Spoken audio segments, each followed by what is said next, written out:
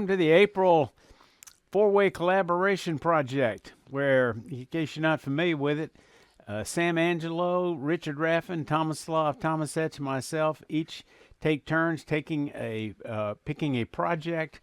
We all do our version of it, and we all release them simultaneously on the first of the month at 4 p.m. Eastern Time. This month's project was suggested by Richard Raffan, and it's a bowl with a handle or handles. So let's get started.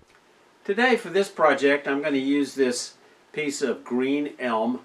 If I'd known what I was going to use this for when I originally cut it in half, I would have probably done this on the with my chainsaw.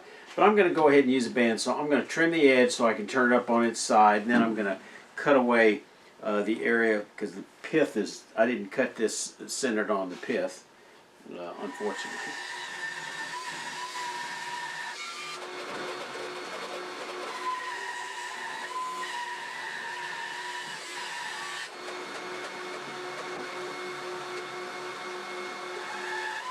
To stabilize this blank turning up on its side, I've reinforced the side with a 1x and a couple of screws just to give it a little more platform, and then I'll take them out.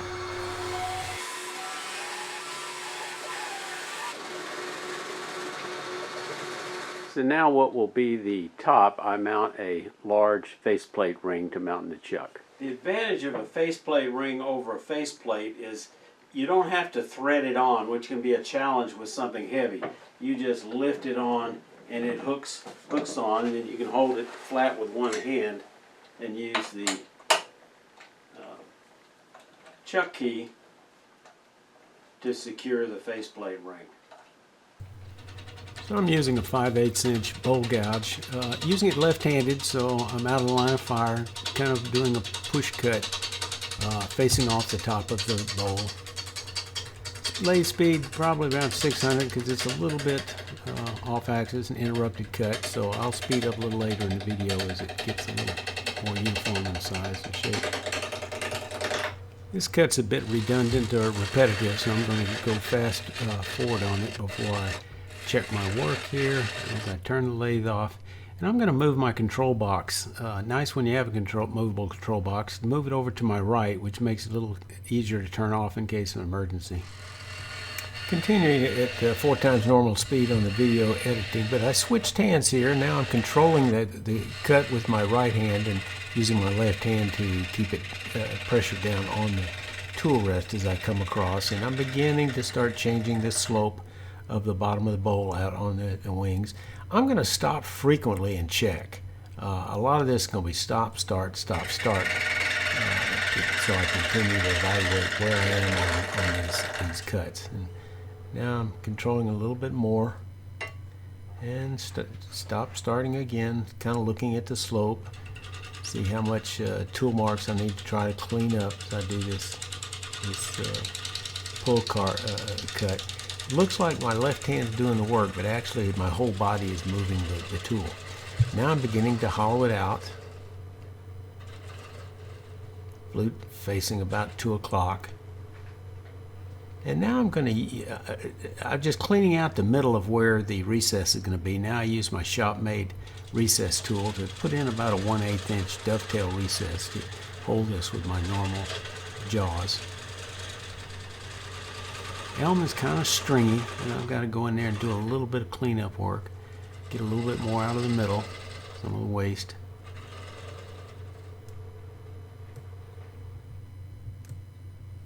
Check my work again, see how clean that recess is. Clean out some of the debris. I actually go in there with a skew and scrape some of the stuff out of the corners. And unfortunately, this shows signs of where I didn't completely remove the pith, and that you're going to see later that may cause me some problems. Reorient the tool rest in order to keep it more parallel to the cut. I do a push cut. Bring the slope of that wings of this bowl down out a little bit.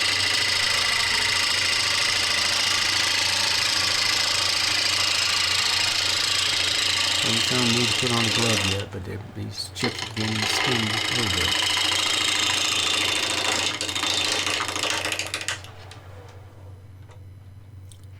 and stop and check it again. This interrupted cut makes it very difficult to get a smooth cut, so I've got some tool marks. I'll have to try to work hard at cleaning up because it is a bear to try to sand all those out. Readjust the tool rest. Always turn the work, make sure it's going to clear, especially on a wing like this. I'm always keeping my hand on the tool behind the tool rest. Many people always raise concern about long sleeve turning smocks, but I kind of keep them cinched up against my wrist and try to pay attention to where they are, and I keep my hand behind the tool rest when the work is moving. Now you can see I made some progress, but I've got a little bit of hump here. It's got to be cleaned up. Now the angle of this photograph is kind of misleading, so the tool is actually cutting here. Although you can't see it, you can see the wood, the shadow line disappearing as I'm cutting. Yeah, tough of those tool marks. I'll try to sand it a little bit with some 80 grit.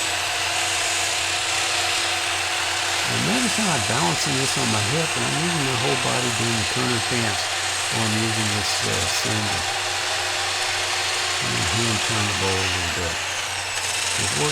Concentrate on those trouble spots.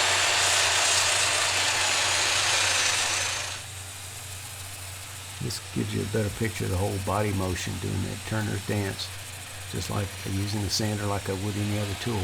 Better control it with your body than with your hands alone. Okay, time to reverse it. I'm taking off the faceplate ring at faster speed here. And I'll remount it in that recess.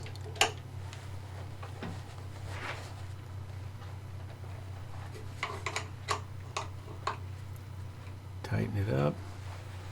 Snug, but not super tight. And I'm going to wrestle it a little bit and make sure it's not going to come off.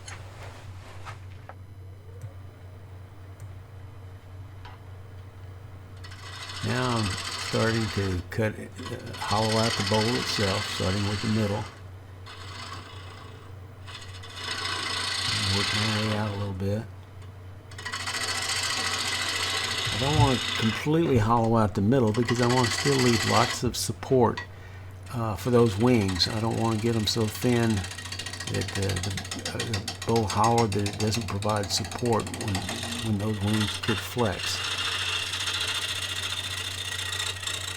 Trying to level off the top of this bowl, make it a little easier to do that hollowing cut.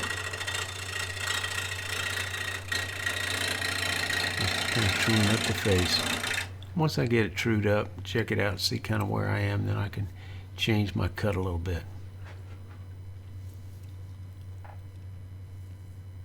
I decided I'm going to take off this bark. It's going to be at the edges of this bowl. It's getting in the way, and I'm just using a chisel, and it's just amazing. This particular bark, you get in that cambium layer, and it just peels right off. Just slick, because this is very, very green wood. It was only cut just a few weeks ago here, cut in wintertime. Just getting some of it off near the edges of the bowl.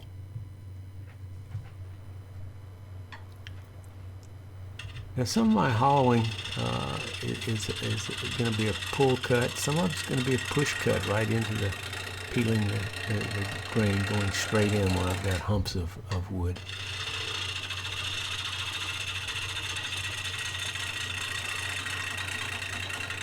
I'm still just truing up the top of this bowl. Now I'm putting a little bit of chamfer on the edge of the wings. Cutting off that sharp edge, checking it out, you can see the flats, how they're nice and clean looking. And come in from the other direction a little bit so I don't get tear out as I push this thing or cut through. I think I've got to speed up just a little bit, but I never get over 800 on this bowl. This bowl is about 13 inches across.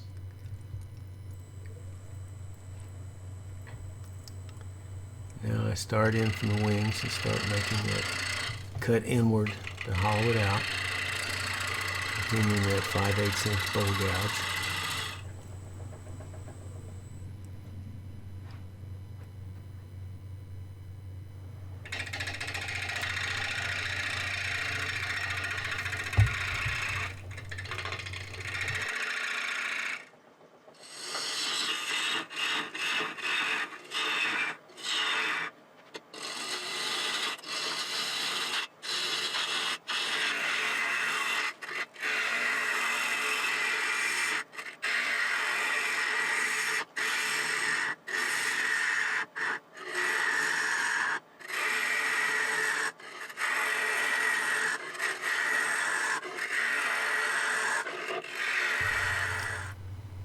trying to make the inside somewhat mirror the outside. Now I'm measuring about a ½ inch from the bottom to make sure I know when to stop hollowing and recognizing that I have a recess that I have to count for so I don't go through the bottom of the bowl.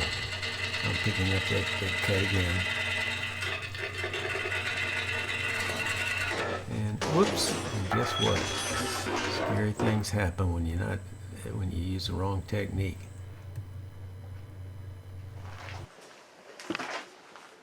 Well, let's see. Looks like it knocked one of my table legs down. Pull that out. More.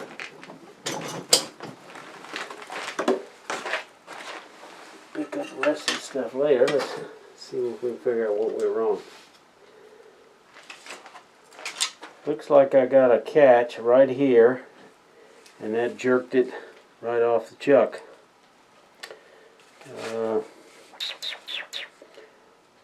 Let me see how I can repair that. So, how am I going to salvage this? I need to get it back on the lathe. So what I'm going to do is I take a hardwood cross grain round block I had for a glue block. I already had a tenon on it. All I've got to do is take it down to match this. Then I'm going to glue it in here with probably medium CA glue.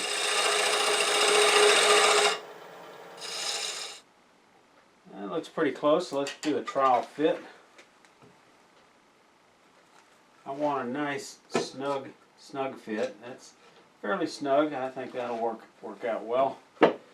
So now let's use some medium CA glue. And I'll bring up the tailstock. The nozzle is a little bit restricted, so I'm just going to scoop it out with a popsicle stick.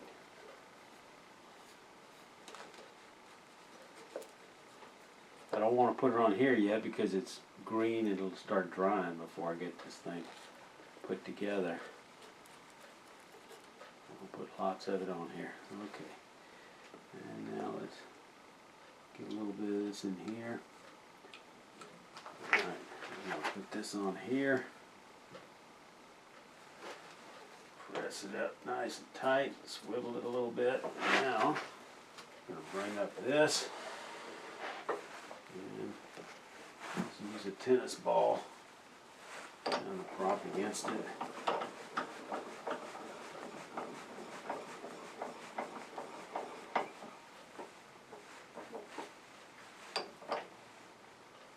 Send it on here. That ought to give me some nice uniform pressure. Okay, let's let that dry. My plan was to keep this initially thick for a while I finish turning the wings, because otherwise they might move and flap. Unfortunately, because this is flat, it's all ingrained, so when I started cutting in here and came around, I started getting a catch. It cleared it, came back around. I don't know where it started. It probably started here. And then it started roughing up when I came over here. It got me into trouble. So I'm going to change my strategy a little bit. I'm going to clean out the middle here and then gradually work my way back. I've probably given this enough time to set up, but I'm going to take a chance. I'm going to hit it with a little accelerator. And then I'm going to come back and fill in this groove with a little extra support with a glue gun, and just fill up that area just to give it a little extra margin of error. This would be easy to remove.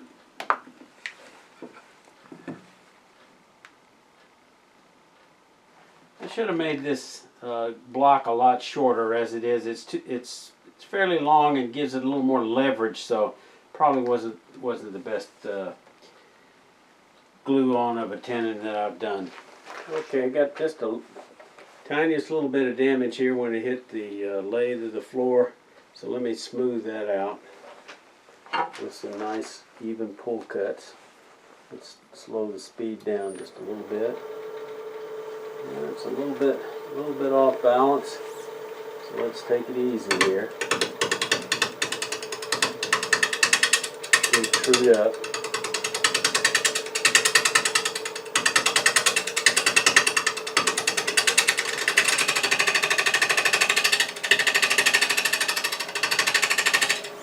Let's see if I clean that up. That's clean. Nope, I've got a little ways to go here, probably because it's not trued up.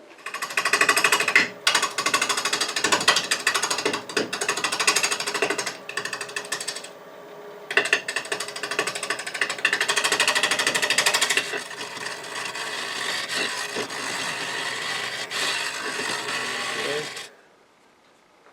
Still got a bit to go. And then I'm going to angle it back in this way, put that taper back on there.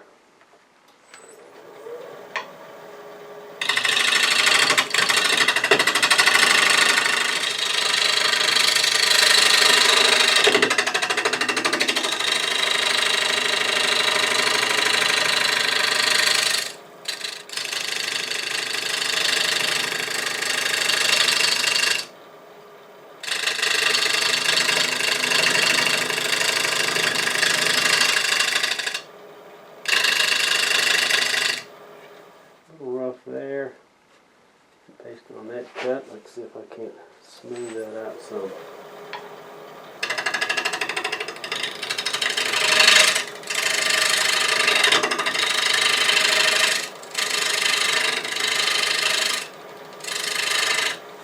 Okay, that cleaned it up nicely.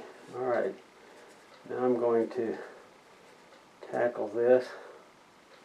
I'm going to work from the inside out, I think. I think I'm going to switch to a slightly smaller bowl gouge, 1/2 inch with a little less pressure.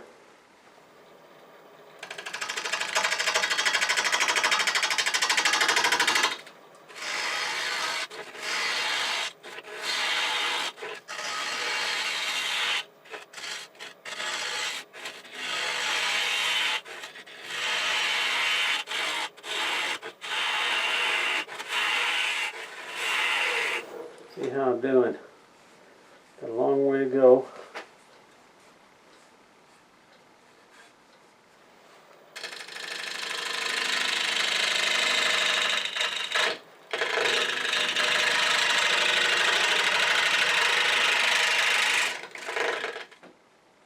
Got a long way to go. Got probably close to 3/4 of an inch to hollow out from this edge, a little bit more up here.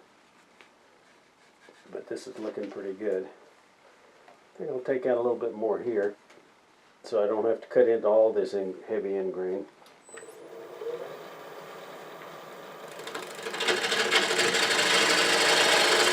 I forgot to hit the record button for some of that footage, but I've switched to a conventional scraper, and we're going to take out a little more in the center, and I've got to clean up this right here at the edge. You can tell this is where I got to be real careful when it comes off when I get an interrupted cut. I think maybe I want to do that first before I take it away any more in the middle. Just ease it in. Very light. Very light.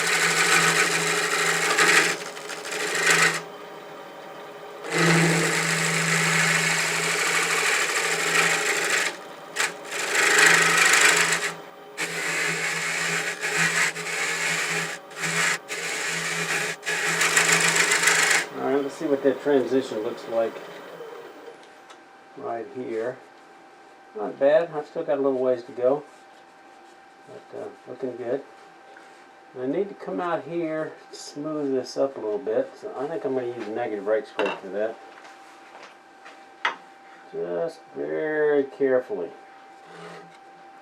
Very carefully. Just try to get rid of a few tool marks there.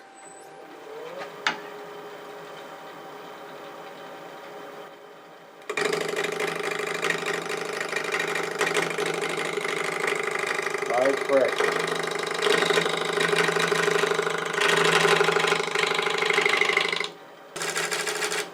Alright, keep checking it. A little more.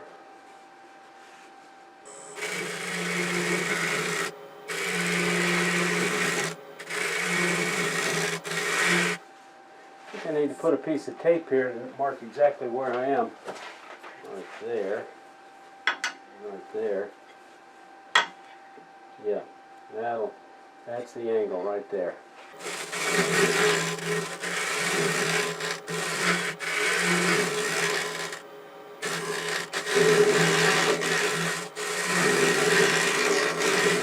I think I'm gonna raise the burr. We go back to the grinder and put the burr back on.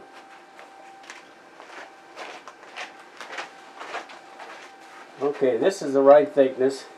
This is thick, and everything inside there.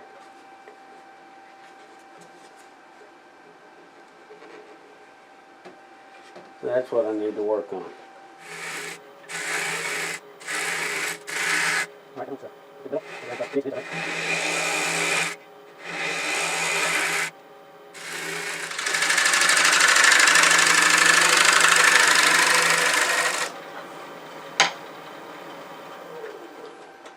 Checking the wall thickness here. Don't want to get too thin because I got a recess. Get rid of that little dub in the middle.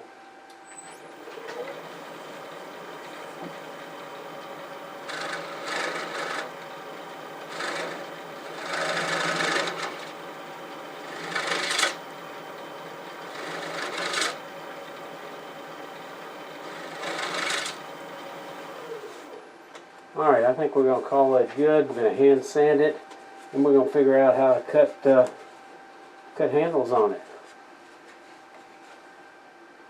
I think I might sand a little bit of a bevel here.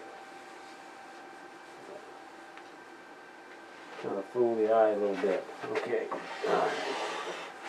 Let's get out of the sander and start cleaning up some of these tool marks. But this looks pretty good through here, actually, with that scraper. I'm pleased with that. Got a little bit of tool marks out here. But here it looks pretty good.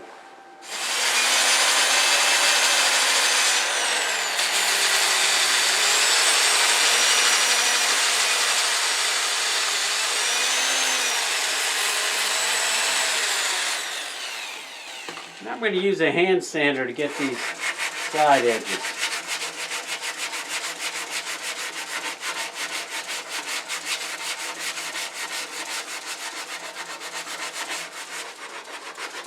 I think I'm going to round over the edge here, the sharp edge. That'll hide make it look thinner than it is.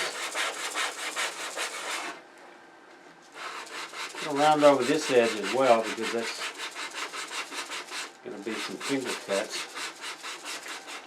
Alright, I'm going to mark some hand grips in here. I'm going to do that with a piece of cardboard. Mark the edges of it as wide as my hand is. Now I'm going to fold this in half and just cut out an area as a template to make sure it's about what I'm looking for. So that's about what I'm looking for. I think I'll tape this on here and then mark it, and then I'll figure out how to drill it or cut it. We'll come up with something. Okay, so I've taken my cut out. I've drawn it on there. I've marked where I'm going to drill a 3/4 inch hole on each side, and I'm going to really ream it a little bit with this birdcage awl to make it easy for that Forstner bit to fit in here. And now I'm going to put some heavy painter's tape on the back. Hopefully this will reduce the tear out on the back side. I'm going to put 2 layers on there. And if that doesn't work, I'll find some thin strip of wood on the next one. I think this will probably work. Okay. Alright, now we're going to take it over to the drill press. I've looked at how I could clamp this or jig it down or something, but I think I can just hold it in place. I'm going to put a little piece of foam under here to kind of help keep it from slipping. Now let's get this.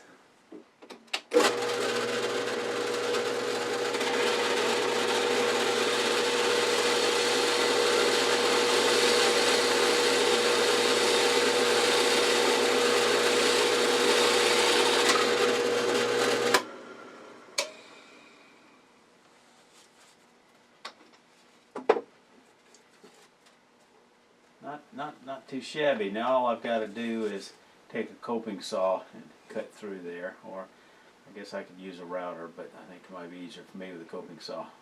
I'm mounted on my vacuum chuck in order to remove the glued-on tenon. And I think I'll probably use a hat.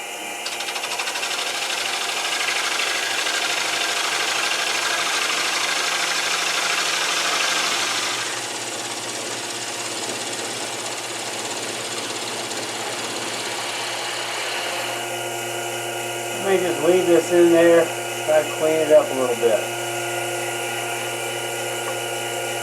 There you go. Let's switch to a smaller tool.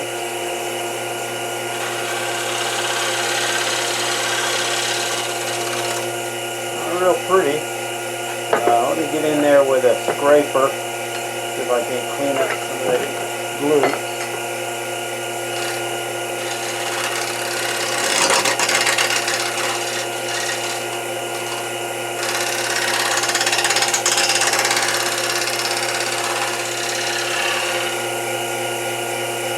Trying to decide how I can decorate this.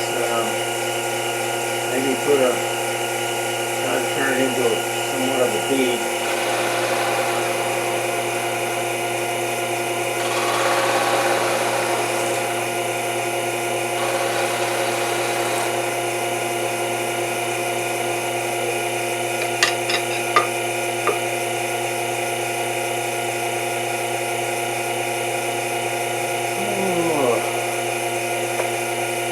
Get rid of some of that little scrap wood that's sitting there.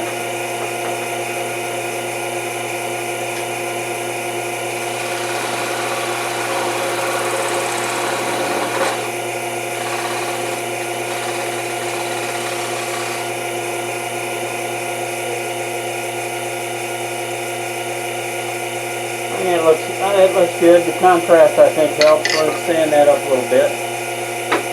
Take it off.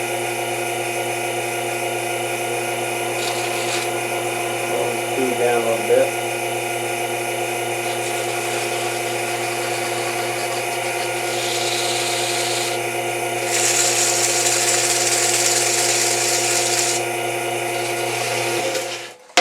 Well, there it is. Not exactly a bowl, more of a platter, but it was a fun, interesting project.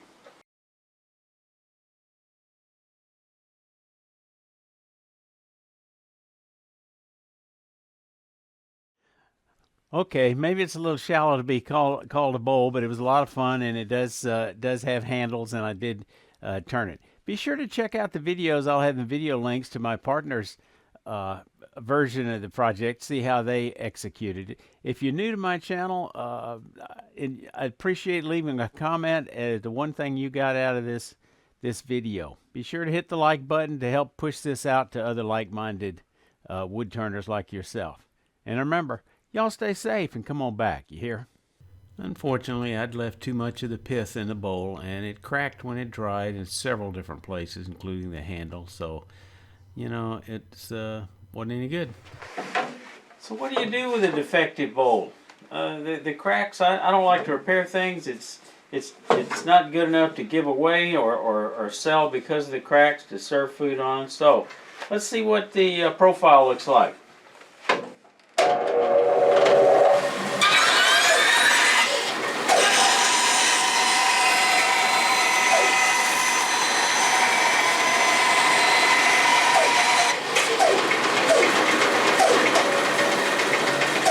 See, the handle broke off. I didn't even have to cut it. Well, there's a piece broke off.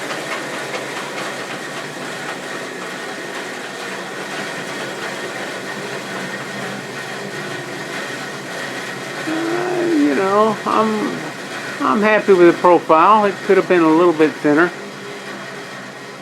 Maybe I'll do better on the next one.